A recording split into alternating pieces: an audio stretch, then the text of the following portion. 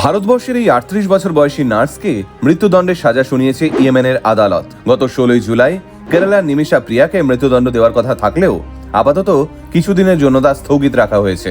কিন্তু আচমকা একজন ভারতীয় নার্সকে মৃত্যুদণ্ডের সাজা কেন শোনালো? মধ্যপ্রাচ্যের একটা দেশ বলছি। ২০০৮ সালে একটু ভালো উপার্জনের আশায় কেরালা থেকে ইয়েমেনে পাড়ি দেয় নার্স নিমিষা প্রিয়া।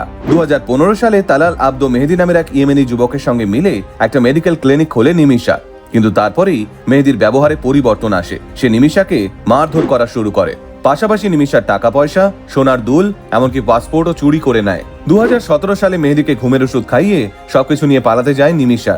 কিন্তু ঘুমের ওষুধের ওভারডোজে মেহেদি মারা যায়। মেহেদির ডেড বডি একটা ওয়াটার ট্যাঙ্কে ঢুকিয়ে ইয়েমেন ছেড়ে পালানোর সময় সৌদি বর্ডারে ধরা পড়ে যায় নিমিষা।